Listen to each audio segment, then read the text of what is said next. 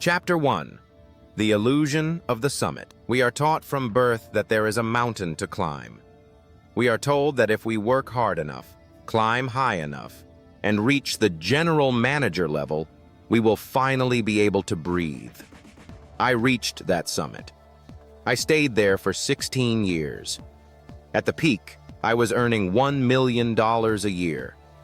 To most, that is the dream. But what they don't tell you about the summit is how thin the air is. I was overseeing a group of companies with over 900 staff. We were generating $0.9 billion in sales every year, nearly $1 billion in movement. But here is the secret of the golden cage. The more money you make for a corporation, the less you belong to yourself. I didn't own $1 million. $1 million owned me. Every morning, I didn't wake up to a life. I woke up to a scoreboard. The KPIs were not just numbers on a screen. They were the heartbeat of my anxiety. If the numbers were green, I could survive another day. If they were red, the questioning began.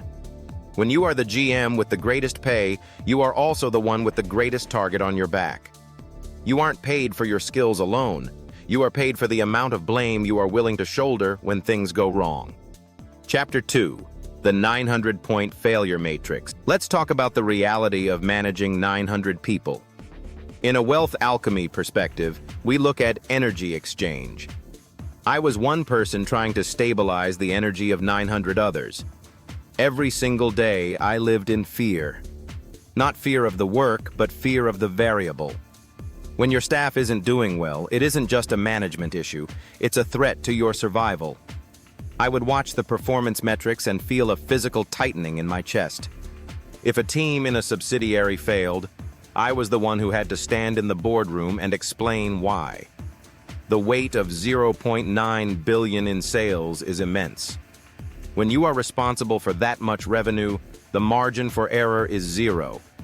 You become a fixer, but the more you fix, the more the organization expects you to be perfect.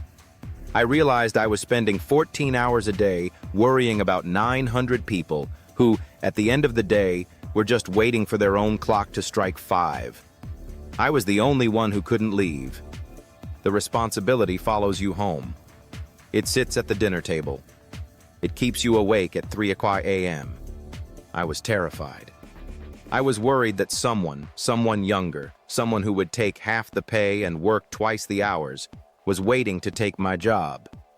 That is the insecurity of the high earner. You aren't building a foundation.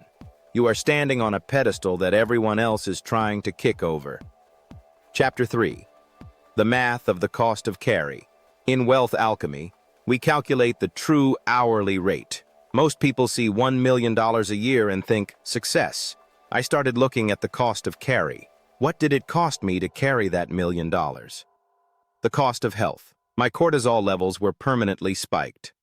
My body was in a constant state of fight or flight. The cost of presence. I have 4 children. I was physically there, but mentally, I was in a boardroom in Papua New Guinea or a factory in Sarawak. I was chasing KPIs while my children were chasing childhoods I wasn't fully seeing.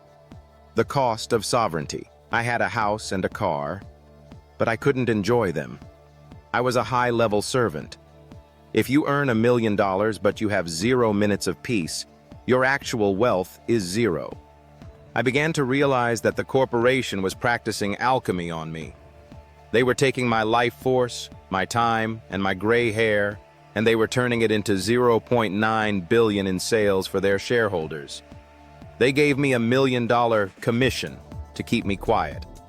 I was the lead being melted down in their furnace. Chapter 4. The breaking point and the transmutation, the questioning. That's what breaks a GM. When a problem occurs, whether it's a market shift, a staff error, or a supply chain collapse, the person with the biggest paycheck is the first one put on the stand. I realized that for 16 years, I had been an expert at defending myself. I was tired of defending a life I didn't even like. The fear of being replaced is a powerful motivator until it becomes a realization. I thought, what if I let them replace me? What if I give them exactly what they want? so I can finally get what I need. That is the moment of alchemy. That is the transmutation of fear into power. I stopped looking at my job as my identity. I started looking at my 16 years of experience as a toolkit that I could take with me. I realized that the security of $1 million salary was actually the greatest risk of all, because it made me dependent on a system I couldn't control. Chapter 5. Designing the exit strategy. I didn't just quit blindly. I used the very skills that made me a great GM to plan my liberation. I looked at my assets. I looked at my properties. I looked at the digital landscape. I realized that the world had changed while I was stuck in that boardroom. You can manage wealth online. You can generate income without 900 people under you. I decided to return to my roots, to Sibu, to my house, to my car. I realized that if I could manage 0.9 billion for someone else, I could certainly manage my own life for myself. The transition wasn't about the money, it was about the why. My child is going back to study. I want to be the father who is present, not the father who is busy. I want to be the man who rides his Moto Guzzi through Sarawak because he wants to feel the air, not because he's escaping a meeting. Chapter 6. The New Alchemy. Wealth without weight. Now I look at the 31st of May as my personal Independence Day. I have moved from volume, 0.9 billion in sales, to value, quality of life. I have moved from management, 900 staff, to mastery, self-control. When you quit $1 million job, people think you've lost your mind. They don't understand that I haven't lost anything. I've simply stopped trading a limited resource, time, for a digital number in a bank account. I am starting a new business. It's lean. It's mine. I manage my rentals in Papua New Guinea from my laptop. There is no one to question me because I am the owner. There is no fear of being replaced because I am the foundation.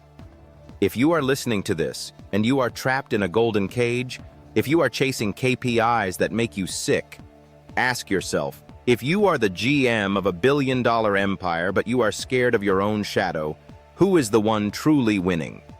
The alchemy is simple. Take the expertise, leave the anxiety. Take the knowledge, leave the cage. I am going home on May 31st. And for the first time in 16 years, I am not worried about who is taking my job.